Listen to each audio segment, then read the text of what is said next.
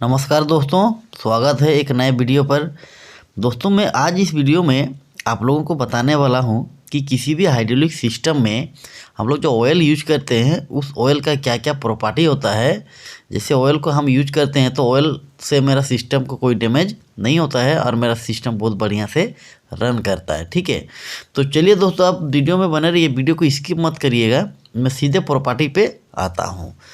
दोस्तों जो ऑयल हम यूज कर रहे हैं हाइड्रोलिक सिस्टम में, ठीक है, चाहे वो कोई भी विस्कोसिटी ग्रेड का हो, 32, 46 या 68 कोई भी हो, तो उस ऑयल का कुछ ऐसा प्रॉपर्टी होता है, क्वालिटी होता है कि वो डैमेज नहीं करता सिस्टम को और सिस्टम को बढ़िया से रन कराता है। तो उसमें सबसे पहला प्रॉपर्टी क्या होना चाहिए किसी भी हाइड्रोलिक ऑयल का, वो होता है कि good lubrication property. Good lubrication property का मतलब क्या है, देखिए मैं आपको समझाता हूँ। जैसे देखिएगा दोस्तों कि हाइड्रोलिक सिस्टम में बहुत सारे वाल्व्स लगे होते हैं, जैसे डीसी वाल्व होगा या प्रेशर रिलीफ वाल्व हो गया या जो एक्चुएटर जिसको सिलेंडर बोलते हैं, ये सब लगे होते हैं। उस सब में क्या होता है कि एक पार्ट मूव करता है और दूसरा पार्ट जो होता है कि वो रेस्ट पोजीशन में रहता है। ठीक है, तो इस कंडीशन में क्या है कि वहाँ पे बढ़िया से लुब्रिकेशन होना बहुत ज़रूरी है। तो यही बोल रहा है कि किसी भी हाइड्रोलिक सिस्टम का जो लुब्रिकेशन प्रॉपर्टी है वो बहुत अच्छा होना चाहिए, पहला उसका प्रॉपर्टी है। दूसरा प्रॉपर्टी में हम बोल सकते हैं कि गुड केमिकल स्टेबिलिटी। ये केमिकल स्टेबिलिटी क्या है इसको थोड़ा सा आप समझिए। देखिए जब भी ऑयल प्रेशराइज होके सिस्टम में जाता है तो क्या होता है, उसका टेम्परेचर जो है धीरे धीरे बढ़ने लगता है। ठीक है, और जैसे जैसे वो सर्किट में मूव करता है उसका टेम्परेचर और थोड़ा सा बढ़ जाता है। तो इससे क्या होता है कि जो सर्किट में बहुत सारे सील्स लगे होते हैं, जैसे रबड़ का सील होता है या फिल्टर जो लगा होता है, क्या होता है कि उसके साथ ऑयल जो है मतलब केमिकल रिएक्शन करने का चांसेस रहता है ऑयल का। तो अगर केमिकल रिएक्शन कर जाएगा तो वहाँ पे क्या होगा कि कार्बन पार्टिकल्स बन जाएगा या स्लज का फॉर्मेशन होगा, जिससे क्या होगा कि आपका जो सिस्टम है, सिस्टम में जितने भी वाल्व्स लगे होते हैं उस वाल्व में जमिंग प्रॉब्लम होना चालू हो जाएगा, क्रिएट हो जाएगा। तो ये नहीं होना चाहिए किसी भी हाइड्रोलिक ऑयल में। तो इसीलिए कहा रहा है कि किसी भी हाइड्रोलिक ऑयल का जो मतलब केमिकल स्टेबिलिटी है वो गुड होना चाहिए। मतलब रबड़ सील या कोई मेटल सील या आप कोई दूसरा पार्टिकल्स बोल सकते हैं हाइड्रोलिक सिस्टम, उसके साथ वो रिएक्शन नहीं करना चाहिए आपका टेम्परेचर बढ़ने पर। ठीक है, फिर नेक्स्ट पॉइंट हम बोल सकते हैं नॉन कोरोजिव। ये नॉन कोरोजिव का मतलब हो रहा है कि हाइड्रोलिक ऑयल जो है वो सिस्टम में जाके वाल्व के साथ, पाइपलाइन के साथ, जो भी मेटल आपको कांटेक्ट में मिलेगा ऑयल के साथ, उसको कोरोजन नहीं करना चाहिए, मतलब उसको रस्टिंग नहीं करना चाहिए। नहीं तो क्या होगा कि सिस्टम धीरे धीरे डैमेज होना चालू हो जाएगा। इसीलिए बोला जा रहा है कि जो हाइड्रोलिक ऑयल है वो नॉन कोरोजिव होना चाहिए। ठीक है, फिर नेक्स्ट पॉइंट आप बोल सकते हो कि हाई फ्लैश पॉइंट। ये हाई फ्लैश पॉइंट का क्या मतलब है कि जिस टेम्परेचर पर ऑयल ऑटोमेटिकली आग पकड़ लेगा उसी टेम्परेचर का हम लोग बोलेंगे फ्लैश पॉइंट। तो ये हाई फ्लैश पॉइंट बोल रहा है। तो जितना ज़्यादा फ्लैश पॉइंट रहेगा, मतलब जितना ज़्यादा टेम्परेचर का रेंज रहेगा जिसमें वो आग पकड़ सकता है, वो उतना ही अच्छा होगा हाइड्रोलिक सिस्टम में। ठीक है, मान लीजिए कि हाइड्रोलिक सिस्टम का जो फ्लैश पॉइंट बोल रहा है ऑयल का वो 300 डिग्री सेंटीग्रेड है। इसका मतलब कि 300 डिग्री सेंटीग्रेड तक टेम्परेचर पहुंच जाएगा, तभी क्या होगा कि वो ऑटोमेटिकली आग पकड़ लेगा। तो ये जितना ज़्यादा होगा उतना अच्छा सिस्टम के लिए होता है। फिर नेक्स्ट जो प्रॉपर्टी आप बोल सकते हो उसको आप बोल सकते हो कि सिस्टम कॉम्पेटिबिलिटी। सिस्टम कॉम्पेटिबिलिटी का मतलब भी एक होता है कि जैसे मान लीजिए कि एक कॉन्सेप्ट है कि डीजल इंजन में डीजल ऑयल को ही भरा जाता है और पेट्रोल इंजन में पेट्रोल ऑयल को ही भरा जाता है। उसी तरह से जो आपका सिस्टम बना है हाइड्रोलिक सिस्टम, वो सिस्टम में कि किस टाइप का, किस ग्रेड का ऑयल डालना चाहिए, उसी ग्रेड का ऑयल को उसमें होना चाहिए। जैसे फॉर एग्जांपल कि किसी भी सिस्टम में अगर 46 ग्रेड का ऑयल हम डालते हैं तो उसमें 46 का ही डालेंगे, अगर किसी में 68 का डालते हैं 68 का ही डालेंगे। मतलब वो सिस्टम कॉम्पेटिबिलिटी होना चाहिए। ऐसा नहीं कि 46 की जगह 68 हम डाल देंगे।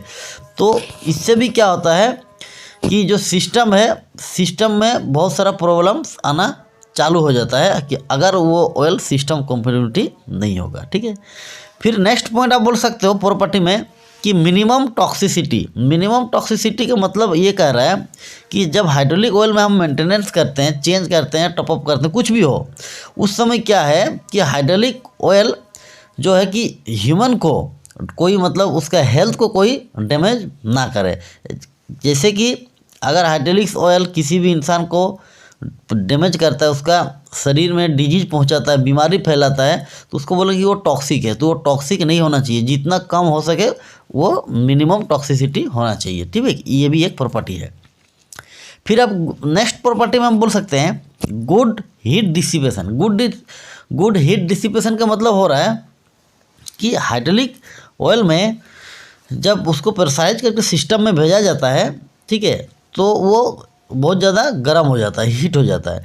तो उसके अंदर एक ऐसा क्वालिटी होना चाहिए कि जब वो रिटर्न टैंक में आएगा तो वो ऑटोमेटिकली कूल होना चाहिए, ठीक है, ठंडा होना चाहिए। तो उसके पास ये भी एक प्रॉपर्टी होना चाहिए कि अगर एटमॉस्फेयर से कांटेक्ट हो रहा है या कूलर से कांटेक्ट हो रहा है तो जितना जल्दी हो सके उतना कूल वो हो जाए हाइड्रोलिक ऑयल। तो ये भी उसके एक मतलब क्वालिटी होता है। देखा जाए तो इसको हम ऐसा भी समझ सकते हैं बट टेक्निकली कि हाइड्रोलिक ऑयल का जो थर्मल कंडक्टिविटी है वो बहुत ही ज़्यादा होना चाहिए, ताकि जितना ज़्यादा गर्म हो उतना जल्दी वो ठंडा भी हो सके, ठीक है। फिर नेक्स्ट प्रॉपर्टी में हम बोल सकते हैं कि लो फॉर्मिंग टेंडेंसी। हाइड्रोलिक ऑयल का लो फॉर्मिंग टेंडेंसी होना बहुत ही ज़रूरी है। फॉर एग्जांपल आप समझ सकते हो कि जब हाइड्रोलिक ऑयल एयर का कांटेक्ट में आता है तो वहाँ झाग बनना चालू हो जाता है, फॉर्म बनना चालू हो जाता है। तो जितना ज़्यादा फॉर्म बनेगा उतना ज़्यादा सिस्टम को वो डैमेज करेगा, जितना कम फॉर्म बनेगा, झाग बनेगा, सिस्टम के लिए उतना ही अच्छा होगा। तो इसीलिए कहा जा रहा है कि हाइड्रोलिक ऑयल का जो फॉर्मिंग टेंडेंसी है वो बहुत ही कम होना चाहिए, ताकि सिस्टम आपका बढ़िया से काम कर सके, ठीक है। फिर नेक्स्ट पॉइंट आप बोल सकते हैं कि फायर रेजिस्टेंस। ये अच्छा पॉइंट है कि कोई भी हाइड्रोलिक ऑयल जो है अगर गर्म हो रहा है, या आप ऐसे भी समझ सकते हो कि अगर कोई ऑयल हॉट है, गर्म है, तो वो आग पकड़ सकता है। तो हाइड्रोलिक ऑयल में ऐसा भी प्रॉपर्टी होना चाहिए कि वो जल्दी से आग नहीं पकड़े, या वो आग पकड़े ही नहीं, फायर रेजिस्टेंस होना चाहिए। ये भी एक बढ़िया एक प्रॉपर्टी हो सकता है किसी भी हाइड्रोलिक ऑयल का। फिर हम नेक्स्ट बोल सकते हैं कि लो स्पेसिफिक ग्रेविटी। ये लो स्पेसिफिक ग्रेविटी का क्या मतलब है? देखिए, स्पेसिफिक ग्रेविटी को हम बोलते हैं कि जितना ज़्यादा रहेगा स्पेसिफिक ग्रेविटी, उसका वेट जो है उतना ज़्यादा होगा, चाहे कि कोई भी मटेरियल हो। तो अगर हाइड्रोलिक ऑयल का स्पेसिफिक ग्रेविटी ज़्यादा होगा तो जब वो सिस्टम में जाएगा तो ओवरऑल अगर हम देखेंगे तो सिस्टम का जो वेट है वो बढ़ जाएगा।